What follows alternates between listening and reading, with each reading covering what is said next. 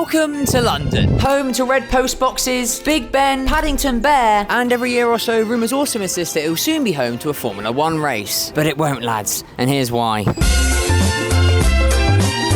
Flashback a decade or even just a few years ago, and the idea of a Formula 1 race around the streets of Las Vegas seemed like ludicrous. Yet here we are in 2023, just a few months away from its inaugural running. So why am I still so adamant that a race in London won't happen? Well, it's a well-known thing in the F1 community that once every year or two, a brand new plan for a London Grand Prix comes to light. Whether it be this crazy track layout that we saw proposed at the start of the 2010s, which would see F1 cars fly around and even through some of London's biggest sites like Buckingham Palace, Big Ben, Trafalgar Square, just like Lightning McQueen did in Cars 2, or this most recent and much more realistic example that we've seen come up recently, which is based in and around the Docklands area in East London, in a similar spot to where Formula E has held their race for the past few years. And it's this Formula E race which has actually re-sparked a lot of these rumours over the past few years, since the electric-based series, which I'm assuming you've at least heard of, has put on a number of official championship races in and around the London Excel Centre with a half indoor, half outdoor track since 2021. In fact, I was actually at the 2021 event, and despite it somewhat resembling a team sport go-karting track, it was actually a sick experience and the racing was decent as well. But that's Formula E. F1 is a totally different ballgame. So why? Tell us, busted teeth British boy, why can't we race in London? Well, there's a few reasons actually.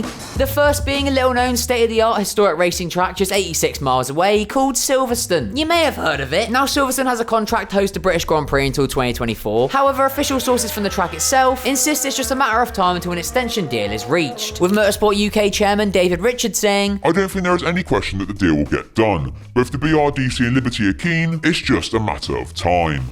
Silverstone was the site of the first ever official Formula 1 championship race in 1950, and since then has been a staple on the calendar, hosting 58 races and being the home of British motorsport ever since. Today it sits as one of the most popular races of the year, with over 480,000 people in attendance over the race weekend in 2023, as the track continues to invest massively in the facilities to ensure it stays up there as one of the best race tracks and race experiences in the world. As we've seen with the revamped grandstands, Hilton Hotel on the start-finish straight, and even the massively improved entertainment programme off-track. I mean, they had bloody Matt and Tommy on stage this year. What next, Justin Bieber? The circuit's also done a lot to align with F1's values off-track, with it installing 2,700 solar panels to power the Paddock Club, and it running a huge recycling operation during the event, which massively assists F1's target to try and be net carbon zero by 2030. Plus, the fact that 7 out of 10 teams are all based quite locally to the track also helps keep our Just Stop Oil friends happy, as it means much less travel is required for drivers, teams, equipment, everything like that to get there for the race to happen. Realistically, lads, Silverstone isn't going anywhere. The fans love it, the racing is good, Paddock Club sales are through the roof there as well. I just can't see it happening, lads. And before you comment, Aiden, why can't we have both races? Well, the calendar's already massive, and thus it's getting harder and harder to try and fit in all these new potential races. And so, new potential venues have to prove to F1 that they bring something different to the table, and or a lot of money, to even get a sniff of being put on the calendar, and even then their inclusion usually comes at the cost of a pre-existing race. So even though the addition of London to the calendar wouldn't necessarily mean that Silverstone has to go, I just can't see us having both, lads. It just wouldn't make sense. They're too close together. They're both like super British. It just wouldn't happen, alright? But even still, lads, let's at least have a look at the alternative, shall we? What would this London GP actually even look like? Well, as I've said, there's been a number of different potential layouts over the years, including one thought up by Bernie Ecclestone, which literally drove around all of central London as if it's a sightseeing bus tour route. Yet, as you can imagine, that turned out to be much more of a marketing stunt than an actual proposal for a race. However, this newest proposal that's come to light does seem a little bit more realistic. Put forward by the LDN collective and consultancy firm DAR, the circuit is a part of a £250 million redevelopment proposal for the London Docklands in East London. The 3.64 mile long street circuit is drawn up to drive alongside the London Airport, down the docks, and around the London XL Arena where Formula E hold their race. The layout has a load of long straights and heavy braking zones, and is being pitched as the UK's version to the circuit Gilles Villeneuve in Canada, which I can't lie, lads, feels a little bit like saying I'm the UK's version of Max Verstappen, which obviously I'm not. I'm actually a much better driver. The development would see the current area triple in size, thanks to the use of floating modules, which during the race will be used to hold temporary grandstands, and for the other 51 weeks of the year, the area will be home to restaurants, shops, running and cycle tracks, concerts. Basically, the plan is to redevelop this area permanently and not just for the race, which makes sense. Good idea, lads. The current render of their start-finish line also shows off one of the track's unique features, a raised pit lane. This pit lane would run along the first floor services and loading deck of the XL Arena and would allow for grandstands to be put between the racetrack and the pit lane raised above. Now, lads, I'm assuming you're all smart enough for me to not have to explain why that's a terrible, terrible idea. At this point in time, lads, the plans have been put forward to the Greater London Authority, but not F1 itself. Shocker. And as much as it does seem like a much more realistic option than Bernie's Cars 2 racetrack, it does still seem like a very far-fetched idea. And I can't see it going anywhere, really. And to be honest with you, lads, I hope it doesn't. I know I've said this time and time again, I'm like a broken record, but we have enough street races, lads. In fact, we've got enough races altogether. So if we're going to add any more, at least give us something decent and something that deserves to be on the calendar. Like Kyle Army. Or even just bring back the German Grand Prix, lads. As much as the London GP would be an amazing spectacle in theory, in reality, it's just not likely to happen. And even if, and that is a big if, it did happen, it's likely just to be a mid-street circuit, nowhere near any recognisable bits of London, which wouldn't really be anything to get excited about, lads. But what do you lot think? Could you ever see F1 coming to London? And would you even like it to? Let me know your thoughts in the comment section down below, and until next time, lads, stay safe,